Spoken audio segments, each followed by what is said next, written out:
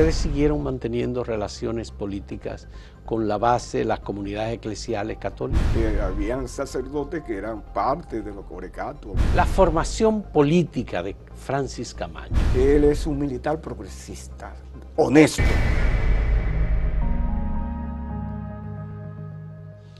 En la democracia dominicana es necesario conocer el proceso político que vivió la izquierda en República Dominicana, porque algunos de estos procesos fueron muy violentos, otros fueron sumamente dolorosos y otros fueron aleccionadores, en el sentido de que dejaron una práctica política, que dejaron una entrega y una vocación de procesos democráticos en República Dominicana, por lo que todavía se sigue luchando. Hemos invitado a Leonardo Mercedes, ingeniero civil, un miembro fundador de los comités revolucionarios Camilo Torres Corecato en República Dominicana, los Corecatos, como le decían, que luego pasó a ser el movimiento socialista de los trabajadores, pero fueron los Corecatos de la base, como se dividió, se fraccionó ese movimiento y se formó el movimiento socialista de los trabajadores. Leonardo Mercedes fue uno de los dirigentes importantes de los Corecatos y luego principal dirigente del movimiento socialista de los trabajadores. Él, como ingeniero civil, ha sido académico durante muchos años. Los últimos años los ha dedicado precisamente unos 25 años a la docencia universitaria en universidades distintas, diferentes, del sector privado y creo que en la universidad pública también. No, en la UAS no. Me rechazaron. Bien. No, no me dejaron, me bloquearon. Te bloquearon en la Universidad Autónoma de Santo Domingo. Así mismo como lo oyes. A Leo Mercedes. A Leo Mercedes. Le agradezco a Leo Mercedes que haya aceptado esta conversación. Hemos venido conversando porque nos interesa su criterio, su punto de vista, sobre todo en la parte del movimiento político en la que él estuvo. Cuando se forman los Corecatos, los comités revolucionarios Camilo Torres, el principal líder, dirigente, creo que fue Miguel Coco. Así fue. Y hubo otros profesionales, intelectuales, gente de una gran formación, pero que al mismo tiempo tenía una especie de sentimiento o cercanía con determinados movimientos progresistas en el catolicismo. Sí, así y entonces es. El hecho de que un sacerdote, aunque muerto en la guerrilla en Colombia, lleve el nombre de este equipo que quiere empujar un proceso democrático y revolucionario, pues indica que, caramba, hay esa relación con el sentimiento católico. ¿Cómo es que se forman los Corecatos y cómo ustedes llegan a la conclusión de que tienen que hacer un movimiento como este para hacer actividad política en el país? Sí. En primer lugar, déjame agradecerte el agrado de la invitación. He estado siguiéndote en este esfuerzo que está desarrollando, muy positivo. Creo que es un aporte significativo al conocimiento y al estudio del movimiento revolucionario en República Dominicana y sus aportes y sus vivencias y todas esas cosas. Y el que me hayas invitado, pues me da la oportunidad de hacer un pequeñito aporte también en ese esfuerzo. Pues mira, tú sabes que nosotros somos originarios del movimiento social cristiano, que era en cierta medida la expresión de la iglesia en el aspecto político, es decir, la democracia cristiana. Sí. Aquí se llamó social cristianismo, sí, pero era lo mismo. Y entonces, este partido revolucionario social cristiano, el del machete verde, no el del gallo colorado. No, el del machete verde. El del machete verde. Con Rogelio Delgado Bogar. Exactamente, Alfonso Moreno Martínez. Alfonso Moreno Martínez. Y demás, don sí. Antonio Rosario. Sí. Bien, ¿qué ocurre? Que el proceso de la Guerra de Abril, en la que la juventud dominicana conoció en la realidad lo que era el imperialismo, y nos correspondió enfrentarlo. El Partido Revolucionario Social Cristiano estuvo involucrado desde la conspiración en contra del triunvirato a través de lo que fue el Pacto del Río Piedras con el profesor Juan Bosch y el PRD para luchar por la vuelta a la constitucionalidad sin elecciones, pues entonces nos vimos involucrados en la guerra, en la resistencia antiimperialista, y eso contribuyó a una radicalización nuestra y de todo el movimiento juvenil y de izquierda y progresista en el país, porque tuvimos que, luego de derrotar a las fuerzas reaccionarias, pues nos tuvimos que enfrentar en una guerra patria a la intervención norteamericana, a los 42.000 marines que desembarcaron para impedir el retorno a la dirección del Estado del profesor Juan Bosch y el PRD, que no eran ni comunistas, ni marxistas-leninistas, ni nada que se le pareciera.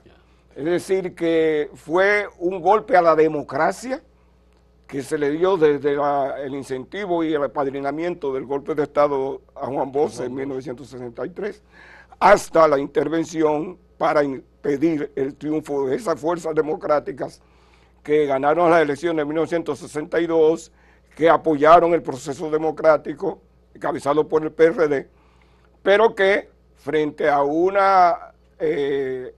impedimento, digamos, a un golpe a la democracia, como fue el golpe de Estado, pues los partidos verdaderamente democráticos, como era el PRSC, se vieron compelidos a tener que hacer alianza para ese esfuerzo. Entonces, esa radicalización nuestra nos lleva a un enfrentamiento con la dirección del Partido Revolucionario Social Cristiano, porque estos, en vez de continuar una línea, digamos, de profundización de la democracia o del esfuerzo por profundizar la democracia, lo que hicieron fue que, mediante aquella oposición constructiva, se fueron a la derecha. Se fueron a la derecha y manipulados directamente por la embajada norteamericana.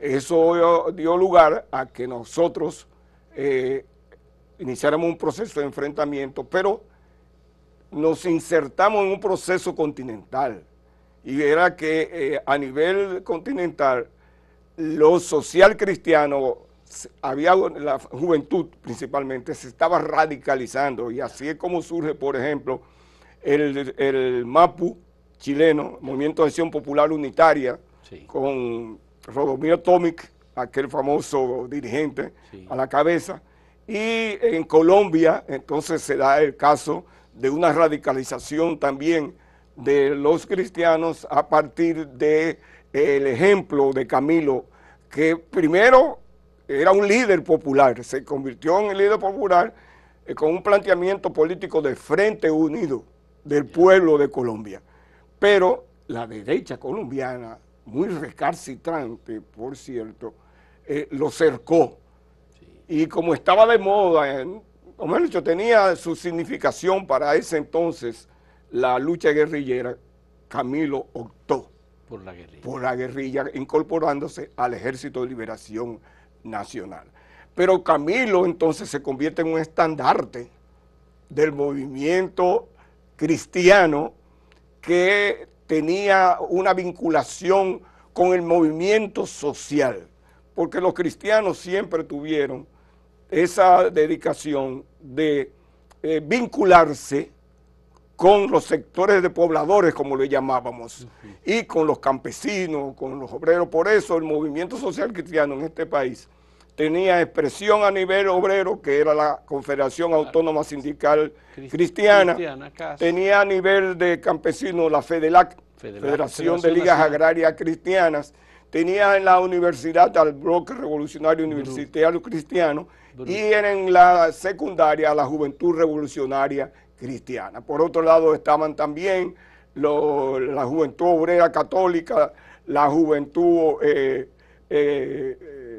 la JEC, Juventud Estudiantil Católica. Sí. Es decir, todo eso movimientos. La del Padre Arango. Exactamente. Exactamente. Luego surgieron los cristianos comprometidos, que ya también estaban en una onda de crítica a la jerarquía católica, que estaba muy vinculada al poder, e incluso fue de los instrumentos del golpe de Estado al profesor Juan Bosch. Entonces ahí también hubo un distanciamiento de la jerarquía, pero un estrechamiento de las relaciones con la base católica y con muchos sacerdotes que veían realmente en Camilo Torres el ejemplo que ellos debían seguir en su evangelio. Y cuando se forman los comités revolucionarios Camilo Torres, Corecato, ¿ustedes siguieron manteniendo relaciones políticas con la base, las comunidades eclesiales católicas? Claro que sí. Habían sacerdotes que eran parte de los Corecatos y fue de lo que más contribuyeron a que nosotros pudiéramos generar un movimiento campesino y comunitario, de organizaciones comunitarias a nivel nacional. Nosotros teníamos una extensión a nivel nacional en términos de vínculos y al mismo tiempo, fíjate que, pero la idea nuestra, eso de comités, Sí. ¿a qué se debe el nombre de comités? Sí. Nosotros no teníamos la concepción de partido tradicional que existía, ni tampoco la de los partidos marxistas-leninistas. Nosotros teníamos una concepción en la que entendíamos que todos los sectores debían tener su propia dirección, sus propios procesos, su propio equipo de conducción y que entonces los comités tuvieran una dirección unificada que fuera la que diera sentido estratégico a todas estas luchas sectoriales, obreras, campesinas, estudiantiles, profesionales, de pobladores. Entonces, por eso lo de comités, cada sector tenía su dirección. Y en la dirección de los Corecatos originalmente estaban representantes de esos sectores, y por eso es el nombre de comités. ¿Y ustedes tuvieron en algún momento contacto con la literatura de teología de la liberación, Gustavo Gutiérrez, que estaba un poco a la izquierda, pero era un movimiento dentro de la iglesia y de obediencia a la iglesia? Claro que sí. La conferencia de Medellín, sí, ¿verdad? Y el CELAN fueron muy significativos para... Eso fue en el año 68. 68, sí, para que una masa de jóvenes cristianos se incorporaran a la lucha política y se incorporaron en buena medida a través de los comités revolucionarios. Pero ustedes terminaron abogando directamente por el socialismo. Sí. Y derivaron de alguna manera derivaron en acciones que implicaba el uso de armas violentas. Sí. En el primer documento que nosotros lanzamos anunciando nuestro surgimiento y nuestro rompimiento con el Partido Social Cristiano, nosotros planteábamos que optábamos por el socialismo. Y esa era la corriente que se desarrollaba en América Latina. Ahí nosotros empezamos, una buena parte nuestra, a estudiar el marxismo, porque estábamos convencidos de que la doctrina social cristiana no nos daba el instrumental para nosotros conocer la realidad, pero tampoco nos daba un instrumental para dirigir y organizar el esfuerzo de desarrollo del país hacia una sociedad diferente. Entonces, en el marxismo sí vimos esa posibilidad y por eso optamos nosotros por el socialismo.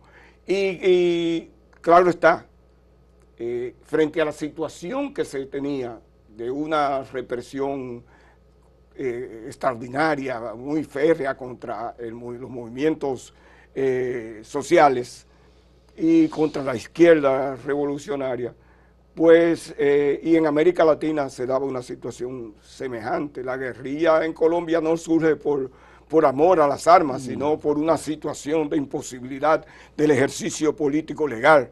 Fíjate cómo en el mismo Chile, que fue uno de los países donde la democracia se desarrollaba con mayor fortaleza, sin embargo, cuando el pueblo opta por llevar a la presidencia de la República a Salvador Allende como parte de la unidad que surgió en Chile, pues los Estados Unidos lo derrocan.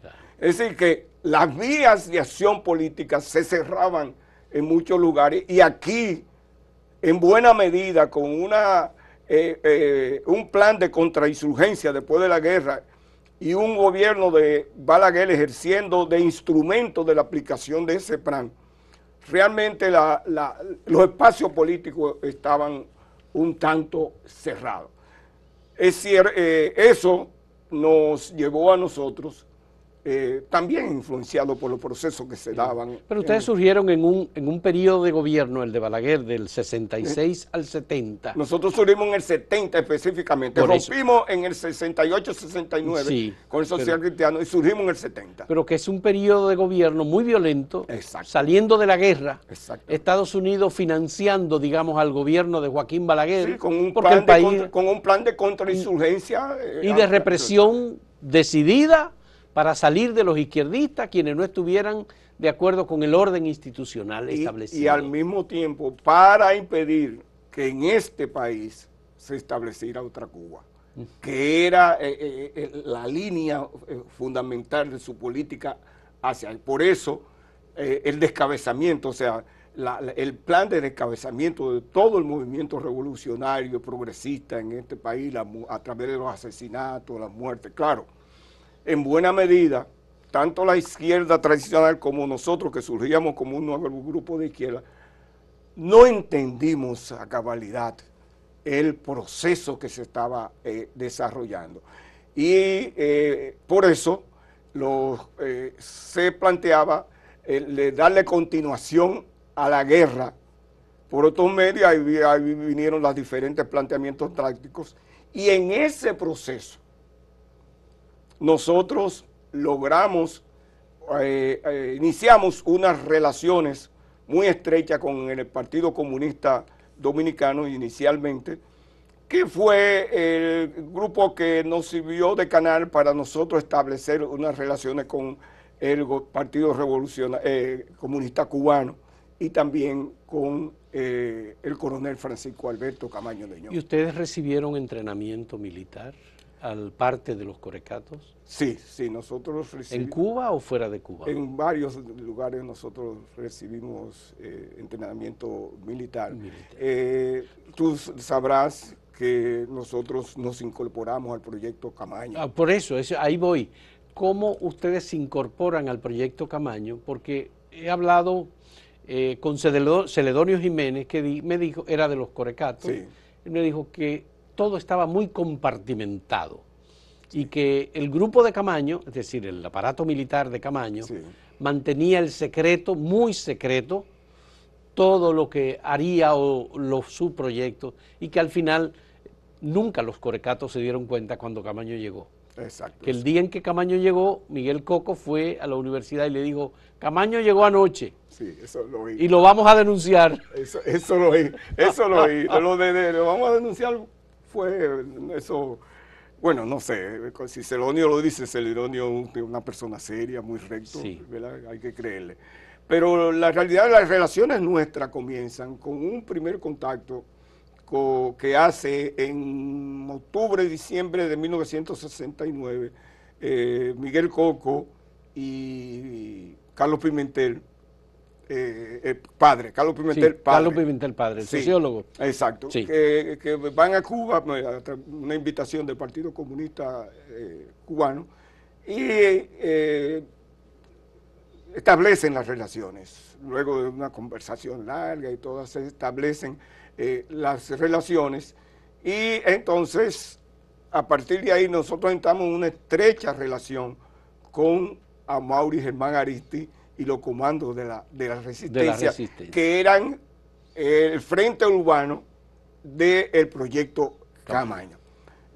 Así, mediante esas relaciones, entonces nosotros pasamos a incorporarnos al frente urbano del proyecto Camaño.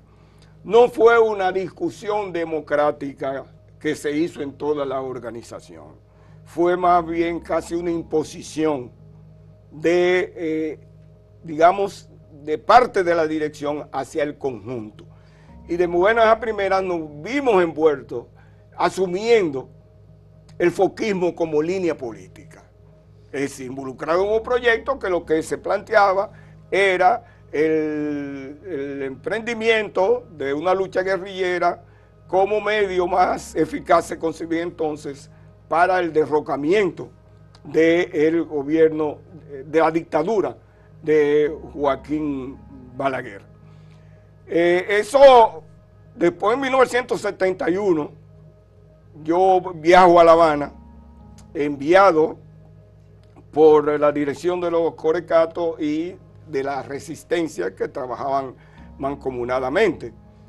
Y voy con el encargo de conversar con el coronel Camaño, además de entregarle una comunicación que yo no leí. Que no sabía lo que decía. Que yo no sabía lo que decía, pero era una, por lo que habíamos discutido antes de mi viaje, de seguro que era una expresión del descontento que tenía Amaury y la dirección de la Resistencia por la incomunicación existente entre Camaño y la Resistencia.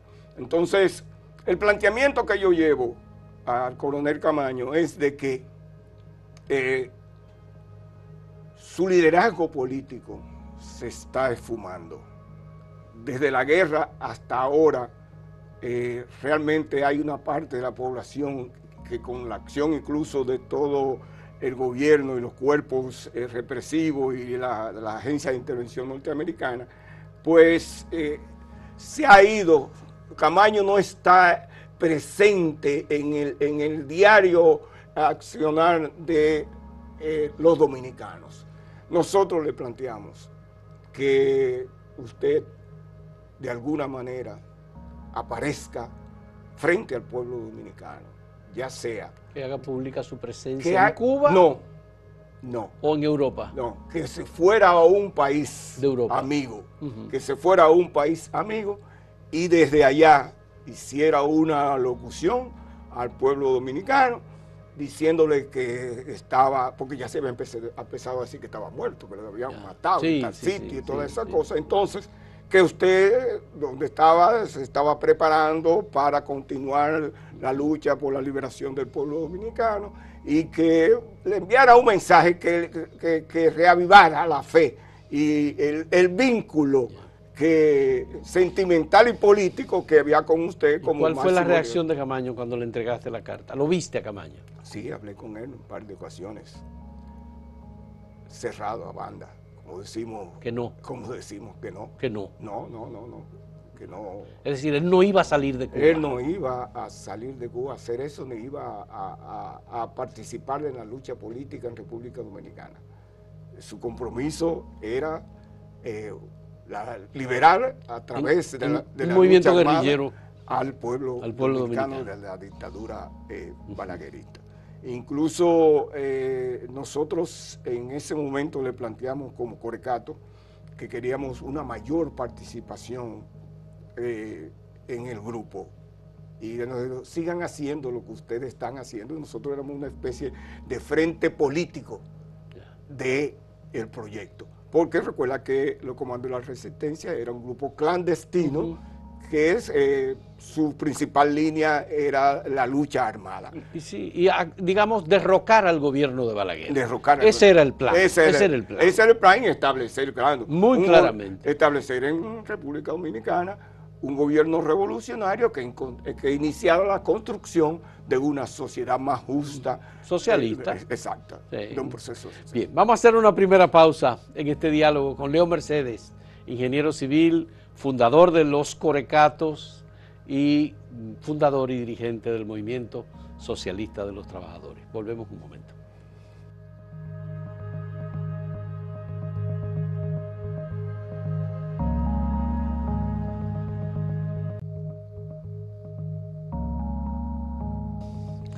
Leo Mercedes, esta es una parte muy importante del devenir político en República Dominicana, porque Camaño fue una figura en la que la gente, luego del año 65, el líder del patriotismo, de la soberanía nacional, se prepara para un movimiento guerrillero.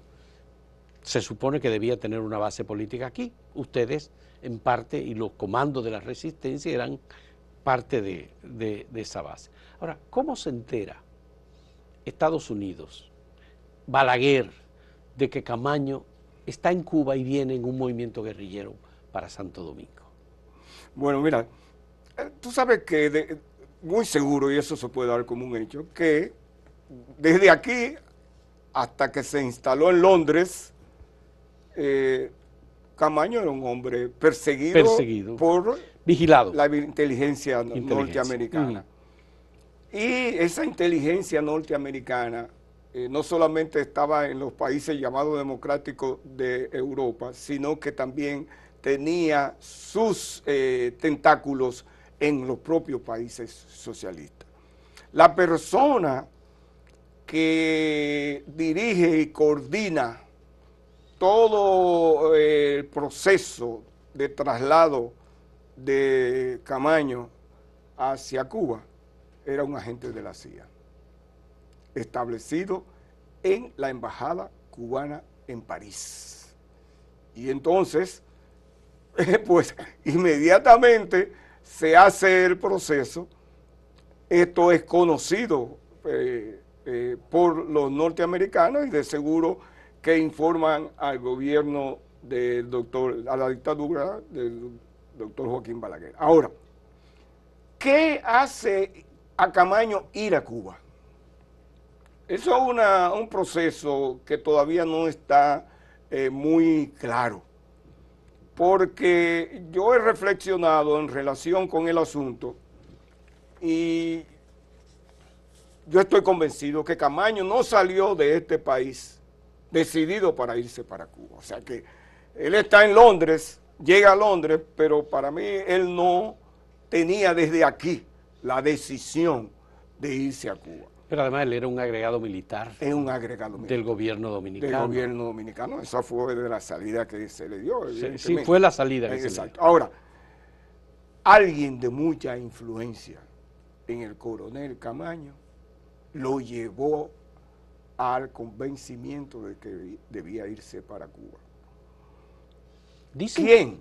Dicen que es que su esposa de entonces estaba embarazada, iba a dar luz y estaba en Cuba. Eso podría ser cierto en términos de que se diera esa realidad, pero que esa fuera la causa por la cual él se fuera a Cuba y que entonces allá decidiera quedarse para iniciar un proyecto, yo no creo que fuera así. Yo creo que el proyecto existía desde que él tomó la decisión de irse a Cuba. Y ese, según han dicho otros conocedores de la situación, yo no le voy a dar como un hecho cierto, pero en ese proyecto, primero había un vínculo con el profesor Juan Bosch. Juan Bosch lo negó, siempre. Juan Bosch lo negó siempre, pero lo que ocurre, a mi modo de ver, es que Bosch se dio cuenta temprano que el proyecto no iba a prosperar, que era un proyecto que ya estaba de por sí desfasado, en vista de que la lucha guerrillera en América Latina había comenzado a declinar y realmente recibe un golpe mortal con la muerte del Che en Bolivia. Pero también eso lleva al líder cubano Fidel Castro y al gobierno cubano a evitar que Camaño emprenda el proyecto, y hay mucha resistencia de los cubanos. Al final Camaño tiene que salir, y tiene que salir de un punto que no sea Cuba. Bien. Porque la Revolución Cubana entiende que eso le iba a afectar. Sí, eso es cierto, pero eso se da más adelante, porque cuando en 1968 Camaño llega a Cuba, el plan con Camaño es otro, y en cierta medida lo asumen y le dan todo el respaldo para el proyecto que discutieron con él y que acordaron con él. Pero se le fue reduciendo el equipo y el número de miembros entrenados, y terminó recuerda que en ese periodo viene la muerte del Che. Sí. Y la muerte del Che al tiempo, ¿verdad? Después que pasa el asunto sentimental de euforia, lleva a los cubanos a plantearse la discusión de las posibilidades del desarrollo de la lucha guerrillera en América Latina. Y concluyen cambiando de política, bajándole la nota al respaldo a los movimientos guerrilleros y buscando una forma de insertarse en la geopolítica continental, buscando relaciones con gobiernos democráticos del continente. Sí. Hannes Hermann, en uno de sus libros, el libro biográfico sobre Heberto Lalane José, Sí. relata El Fiero, relata unas discusiones entre Camaño y Barbarroja en representación del gobierno cubano y de Fidel Castro, muy duras precisamente por la oposición de los cubanos al movimiento guerrillero de Camaño. O sea, ya los cubanos trataban de desincentivar a Camaño, porque ya ellos tenían el convencimiento de que no podría tener éxito en las condiciones existentes internacionales, regionales para ese entonces, una acción guerrillera. Ya. Y Amaury Germán Ariste y su grupo, ¿tenían contacto con Camaño o no? Diferente de los Corecatos, que aparentemente no tenían contacto. Bien, sí, la comunicación se convirtió en un dolor de cabeza. Y esa incomunicación se debía a varios factores. Por un lado, la acción del aparato cubano, que era el que controlaba realmente todos los medios. El acceso a Camaño. El acceso a Camaño. Y ellos, no sé si actuaron con toda la honestidad que realmente que Camaño merecía con que se actuara frente a él. Pero el hecho de que Camaño se viera forzado a actuar un poco violentamente en relación con su salida de Cuba, deja ver claramente que no había una total transparencia y comunicación de los hechos reales entre el aparato cubano y Camaño. Entonces, el contacto que yo hago en el 71, ¿verdad?, es un contacto ya de los últimos prácticamente, porque en la carta que luego se hace pública, luego de la muerte de los compañeros, en el 12 de enero, ¿verdad?, del 72, entonces se ve claro que ya los compañeros de la resistencia habían decidido marchar solos, no romper, sino marchar solos. Se adelantaron. Sí, porque ya no había la estrechez de las relaciones y los compromisos no se habían cumplido. Entonces, ellos vieron la necesidad de actuar, o sea, de desarrollar su proyecto solos. Pero, y eso lo lleva a la inmolación. A hacer una acción que fue, digamos, el decreto para que los instrumentos de represión de los Estados Unidos y de la dictadura de Balaguer lo asediaran hasta que... ¿No pudo estar favorecido el gobierno de Balaguer por el acceso a información confidencial de organismos internacionales de inteligencia y seguridad? Claro que las Fuerzas Armadas Dominicanas, el propio Balaguer en un momento determinado lo dice, o sea, las agencias de la embajada y los norteamericanos prácticamente tenían el control de las Fuerzas Armadas y de la Policía Nacional. Todas esas acciones estaban orientadas, bueno, estaba el MAR vigente, el Grupo de Asesores Militares, que actuaba como una superestructura de orientación y dirección de los cuerpos armados de la República Dominicana. ¿Los Corecatos podían hacer algo el 12 de enero de 1972 frente al hecho de que la autopista a las Américas y todo el movimiento militar que se desató allí duró varios días? ¿Hicieron algo?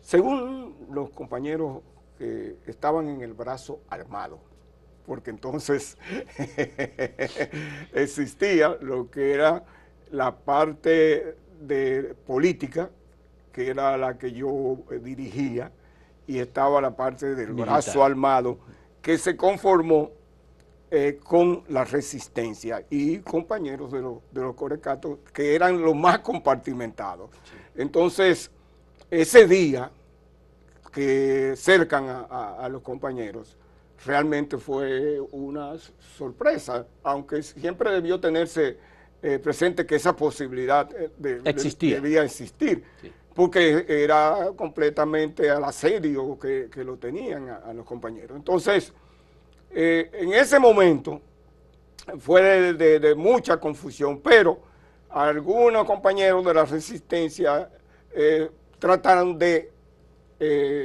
buscar armas para acometer algunas acciones que distrayeran la atención de los compañeros. Pero tampoco tenían acceso a armas. Las armas no aparecieron.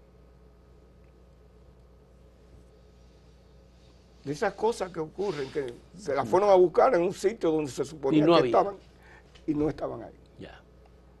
De esas cosas, entonces no pudieron hacer nada. Bien, eso pasó y fue un sacrificio y fue una situación en la que estuvieron resistiendo varios días. Sí. Y se destacó la policía, el ejército, sí, todo el aparato militar dominicano se concentró. Estuvieron resistiendo desde la madrugada hasta la tardecita, que fue cuando ya se dio por terminada la operación del 12 de enero. Exacto. Bien. Cuando llega Camaño, ¿qué hacen los corecatos frente al hecho? ¿Es cierto que Miguel Coco se presentó y dijo que había llegado Camaño? Es decir, tuvieron la información, porque aquí se discutió mucho. Llegó, no llegó, es verdad. Juan Bosch decía que no, otros decían que sí. Es decir, Peña Gómez se escondió. ¿Qué pasó en los corecatos en ese momento?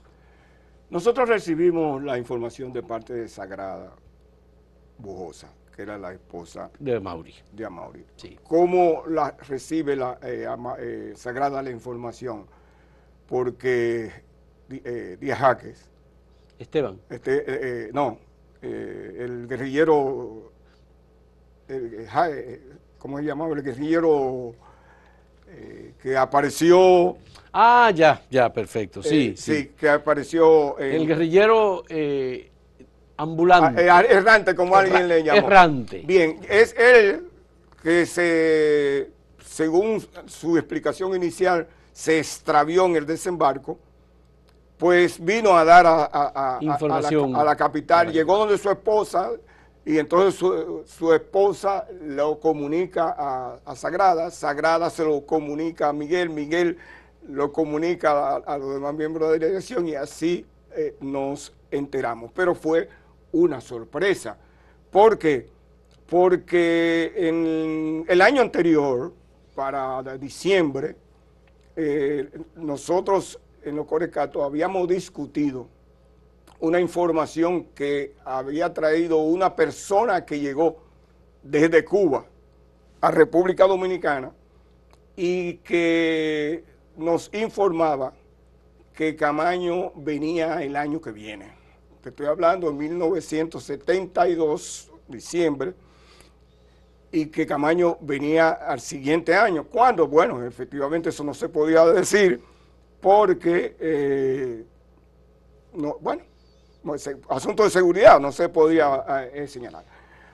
Nosotros nos reunimos de manera inmediata y nuestra conclusión fue: viene a inmolarse, porque no hay posibilidades de que pueda tener éxito una guerrilla en las actuales condiciones en este país y venir incluso sin una base de apoyo preparada para recibirlo y para haberle creado las condiciones, tanto políticas como operativas, para que pudiera resultar un éxito, es una decisión de inmolación. Y nosotros decidimos, solo un milagro pudiera salvarlo, y nosotros no creemos en los milagros. Pero de todas maneras, la decisión fue: vamos a hacer todo lo que esté a nuestro alcance para ver si impedimos que el desenlace previsto ocurra, y si ocurre, ocurra lo más alejado posible. Y en eso, entonces, una parte, digamos, del brazo armado, se pone a tratar de crear otro grupo guerrillero para alzarlo. Cuando a mí me lo informan, el sábado en la mañana, cuando a mí me lo informan, yo lo que digo, si el coronel dejó evidencias en el bote de que él está aquí, de que él es quien ha venido en ese bote con un grupo de guerrilleros, él quiere que se sepa. Y si lo dice, y si nosotros dejamos que lo diga primero el gobierno, ahí mismo mueren todas las esperanzas y todas las posibilidades de éxito de una acción. Yo propongo, y lo dije así, yo propongo que hagamos una acción comando, tomemos Radio Guarachita, le hagamos una locución al pueblo diciéndole que Camaño ha venido, que está ahí, que vino a liberarle y que debe darle el respaldo por todos los medios que entienda. Y me oferté para que no se creyera que era una bravuconada o haga por el estilo, para yo hacer la locución. Tú sabes que yo era buen orador. Sí, claro. Estaba en la universidad. Y yo me oferté para participar de la acción comando, y si había que hacer la viva voz, hacer la viva voz, y si había que grabarla para que el comando la colocara en Radio Guarachita. Miguel no aceptó esa propuesta. Entonces, ¿por qué? Yo lo que digo es que el foquismo los envolvió en ese momento y le quitó la posibilidad o la capacidad de discernimiento y de ver las cosas con amplitud, porque solamente que el pueblo pudiera levantarse y empezar una lucha por diferentes medios, era lo que tenían, abrir las posibilidades, lo que podría abrir las posibilidades de que no ocurriera el desenlace que sí entendíamos que era el que iba a ocurrir, porque todos los análisis nos llevaban a la conclusión de que no era posible el éxito en esas condiciones. Es más, cuando el propio agente que manda Camaño a hacer las bases, a preparar bases en Santo Domingo para su recepción, que fue a Melvin Mañón, cuando supo y se le informó que Camaño había llegado, se volvió un etcétera y terminó entregándose a el gobierno.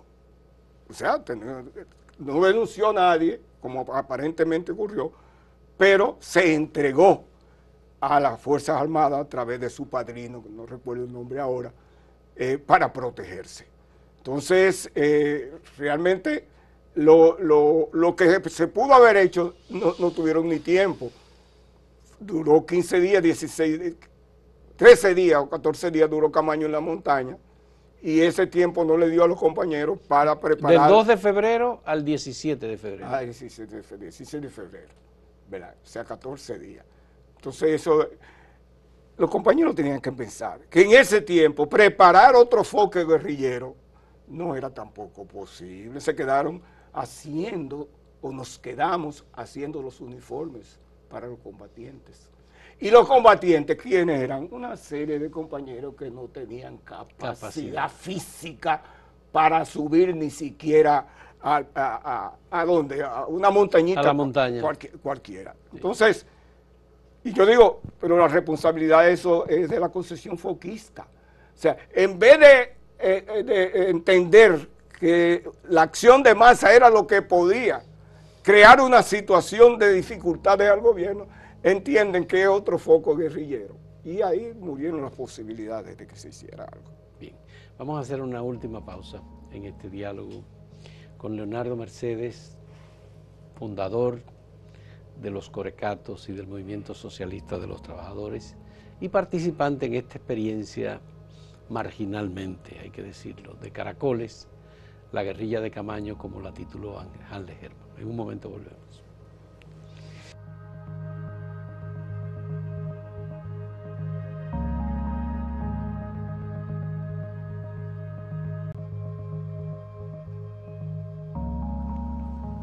Leo, el testimonio que me ha ofrecido, que nos ha ofrecido sobre este momento político, 1973, 10 años después de la inmolación de Manolo Tavares Justo en Manaclas, solo 10 años. Los dos líderes de mayor carisma y reconocimiento de la sociedad dominicana, del pueblo dominicano, en la defensa de su soberanía, y por un lado, en el caso de Manolo, el martirilogio, es decir, el hombre, ¿verdad?, que se inmoló en las escarpadas montañas de Quisqueya defendiendo un gobierno del que no fue partidario. Fíjate cómo los liderazgos acumulados y más importantes que ha logrado el pueblo dominicano en su lucha por la libertad y la liberación mueren en circunstancias muy lamentables. Sí. Y realmente como un sacrificio, pero que fueron empujados en cierta medida. A mí me gustaría conocer tu punto de vista, tú que hablaste, conversaste políticamente con Camaño. La formación política de Francis Camaño, ¿era de entender estos procesos o él seguía siendo un militar improvisando en labores políticas y guerrilleras?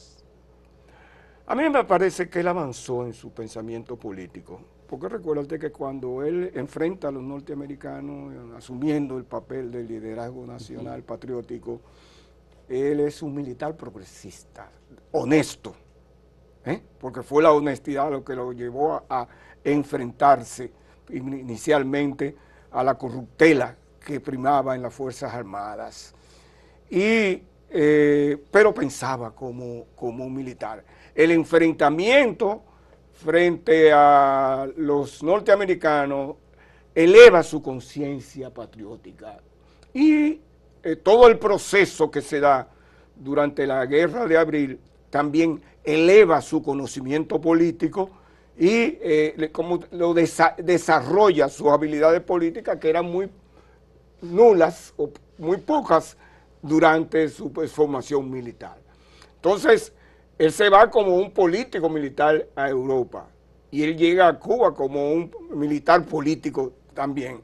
Ahora, en Cuba él estudia y lee mucho y logra ampliar sus conocimientos y, digamos, profundizar en su compromiso político que en el país. Ya él no se ve solo como un militar, se ve como un líder político que tiene compromiso. ¿Los corecatos lo ven a él como el líder político o lo ven como el héroe del 65?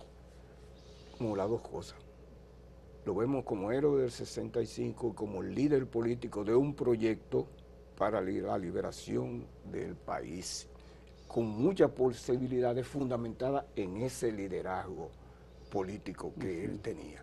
Ahora, ¿qué ocurre? La formación militar y en otra forma su formación personal, porque Camaño era una persona de mucha honestidad personal, de un orgullo, mira, muy acendrado. Y en cierta medida ese mecanismo funcionó al momento de él verse cercado en Cuba y decir, solamente tengo la opción de cumplir con el compromiso. Era un compromiso moral, entonces. Un compromiso moral. Ya.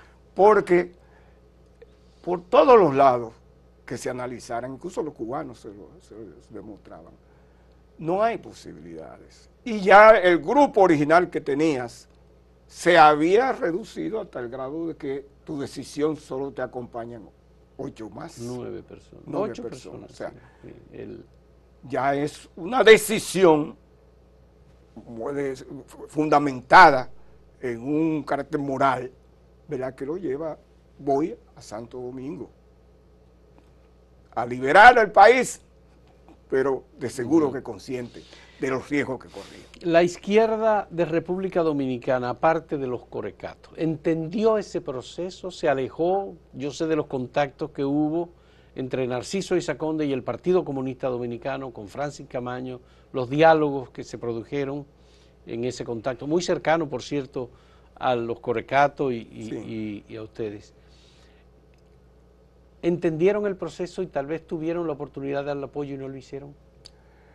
Déjame decirte, la mayoría de los grupos políticos, a excepción de los Corecatos y la Resistencia, no tenían vínculos ya. Estoy hablando del Movimiento Popular Dominicano, No, Línea Roja del 14 de junio, ni el PCD, que eran los más Partido Comunista Dominicano. No, ya, o sea, el PCD tenía relaciones con los cubanos y tenía relaciones con Camaño, pero ya no participaba del proyecto Camaño.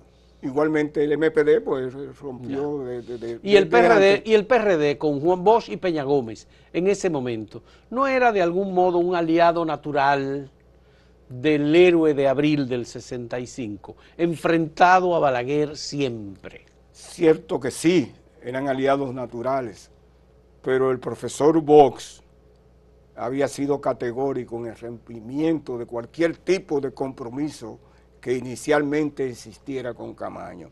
Cuando Heberto Lalane José lo visita, ¿verdad? Como enviado de Camaño, y él se niega rotundamente a recibirlo. Entonces, no hay ya compromisos. Es un episodio narrado brillantemente por Hannes Hermann, en el libro sobre Berto, que Bosch hasta cierto punto se burla de Berto Lalane José, que lo ve con un brazo, una mano menos. Sí, sí, o sea, y dice, el asunto fue muy denigrante. Muy duro. La forma de rompimiento fue como para que no me hable. Y era el segundo a bordo con Camaño. Exactamente, así es. Ahora, déjame decirte, sin embargo, el fiero, a pesar de que los compañeros de izquierda no tenían compromisos con Camaño, cuando nosotros recibimos la información, nosotros se la comunicamos al profesor Bosch, que ya la sabía, a Peña Gómez, que ya la sabía, al PCD, a la Línea Roja, al MPD, a todos le hicimos la información. De algunos recibimos unas respuestas terribles, como por ejemplo, a nosotros hay que llevarnos a donde está Camaño para nosotros tener seguridad que Camaño está ahí.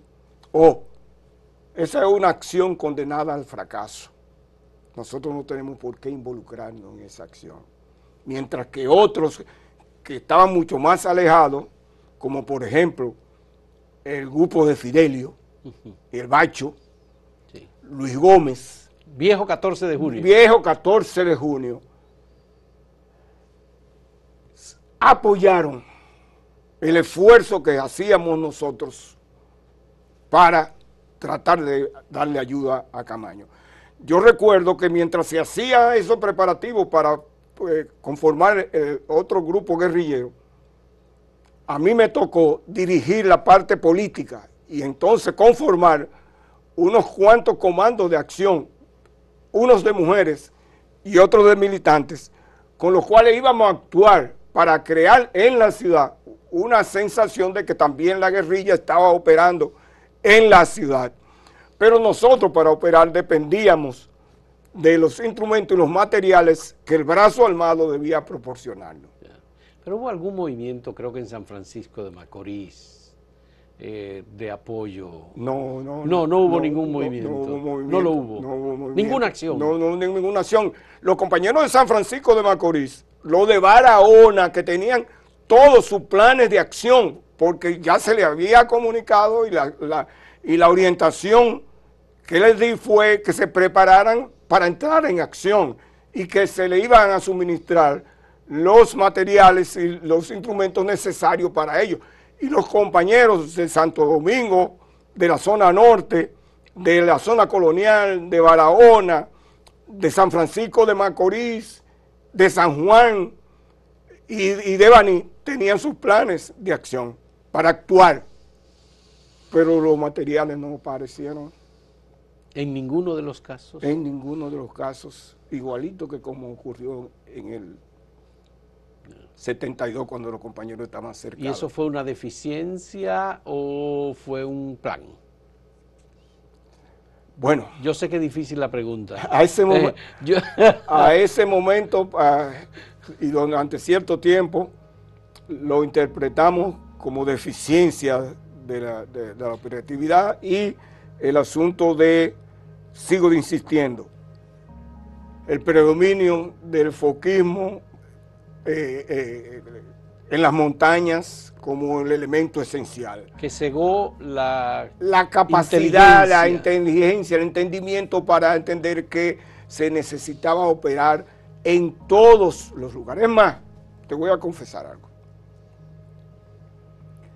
Cuando Miguel El Coco era director de aduanas, yo fui junto con Francisco Antonio Santos y Fidelio de Pradel a su despacho para solicitarle que aceptara participar de un homenaje que nosotros queríamos hacerle a él para reconocer A Miguel Coco. a Miguel Coco, al propio Miguel Coco. propio Miguel Coco. Entonces, en ese momento yo le informo a Miguel que los compañeros me han asignado la tarea de que yo escriba la historia de los Corecatos. Entonces él me dice a mí, pero tú no puedes escribir la historia de los Corecatos. Digo que yo no puedo escribir la historia de los Corecatos. ¿Y por qué tú me descalificas para yo escribir la historia de los Corecatos? Porque tú dijiste que yo me mandé. Entonces, hago así reflexiono. Digo, si yo dije que tú te mandaste, quizás no fue la expresión más correcta. La realidad es que nosotros no te volvimos a ver a ti durante el periodo de Playa Caracoles. Y entonces lo que me respondió hoy, ¿y cómo yo me iba a dedicar a prestar atención a ustedes si yo estaba en otra cosa más importante? Digo, ajá, mientras nosotros nos arriesgábamos la vida, exponiéndonos públicamente y nos preparábamos para actuar, tú dices que nosotros no teníamos importancia en ese momento. Fíjate hasta dónde llegaba el ofuscamiento foquista metido entre ceja y ceja para no entender el proceso. Este es un relato muy doloroso, Leo, y una situación en la que todavía yo creo que la izquierda no ha hecho su balance, su reflexión, especialmente esa izquierda que estuvo vinculada con Francis Camaño. Pero déjame decirte, yo creo que la situación es de tanta envergadura que ya eso tiene que ser asumido como una investigación científica. Ya. Es decir, tiene que ser un grupo de gente capaces, académicos, de gente con entendimiento del método, ¿verdad?, científico, sí, para analizar las situaciones, porque ya es una cosa de unas dimensiones tales que no puede ser despachada a la ligera por las opiniones individuales de cada uno, de lo que piensa, porque todavía mucha gente sigue aferrada al pasado y dándole la interpretación que le dio en aquel entonces a la situación. No han sido capaces de desembarazarse de algunos elementos, ¿verdad?, que más bien eran, digamos, no expresaban realmente un análisis científico de la situación, ni una explicación objetiva de la problemática. Entonces, eso no puede ponerse como obstáculo para buscar la necesaria unidad que la izquierda necesita para actuar en esta presente coyuntura y en lo adelante, porque esa es una tarea larga y profunda, sí, no de 2 días. No. Entonces no se puede poner como condición el que ese balance se haga a profundidad para poder unirnos y actuar de manera conjunta. Yo creo que ambas cosas tienen que correr a la par, pero tiene que haber un equipo especializado que haga de gente con inteligencia suficiente que pueda hacer ese balance, sí, con entrevistas y con discusiones, sí, y todo, pero que pueda hacer ese balance como un trabajo científico. Sé que hay varios esfuerzos que se están haciendo en esa dirección. Claro, pero eso no debe ser hoy. Hasta que no hagan eso, no pueden unirse. No. Pero ven acá, por Dios, eso no es posible. Ahora se impone el que la izquierda busque una expresión común, claro, no bajo la óptica que tienen todavía algunos compañeros que creen que izquierda nada más es la marxista-leninista.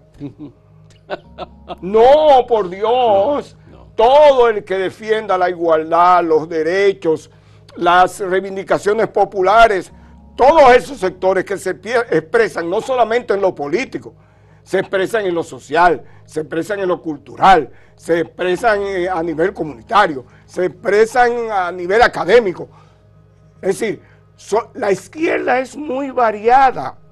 Claro, quizás los marxistas-leninistas sean los que tengan un elemento más profundo por cuanto se lo aporta el propio marxismo-leninismo para la utopía, para el más allá. Pero nosotros no podemos condenar a la población pobre, a los trabajadores y campesinos de este país a seguir soportando las condiciones de hambre y de miseria en que viven hasta que nosotros podamos construir el partido del proletariado. Del proletariado. No, eso no es así. Ahora hay que unir a la mayor cantidad de fuerzas posibles, izquierda, centro, progresista, todos, para un esfuerzo por construir una alternativa diferente que pueda no hacer la revolución socialista, ni lo inmediato ni lo mediato, pero sí romper con esta situación de atraso, de miseria, de hambre, de sobreexplotación, de entreguismo del país. Como ha pasado en otros países de América Latina, en donde ha habido procesos en donde la izquierda tiene una presencia mucho mayor. A nosotros nos han faltado dos cosas para eso, para poder conducir un proceso así. Nos ha faltado a nosotros un proyecto de país. Sí. No se ha perfilado. Que la izquierda no ha tenido un proyecto. No ha perfilado, ni ha habido un pensamiento de izquierda estructurado.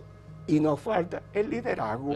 Los liderazgos nuestros se han sacrificado en situaciones que muy lamentables, desde Manolo, Camaño, el Moreno, Guido Gil, Amin Abel, Orlando Martínez, toda esa gente que... Y a Mauri Germán Arista. Y a Mauri Germán Arista. Muchas gracias a Leonardo Mercedes, ingeniero civil, miembro fundador de los Corecatos, miembro fundador del Movimiento Socialista de los Trabajadores, intelectual dedicado a la enseñanza universitaria, por aportarnos todos estos datos testimoniales que ha vivido en la parte política, sobre todo en los años 70 del siglo pasado. Muchas gracias, ingeniero. Gracias a ti. Y gracias a ustedes por la compañía.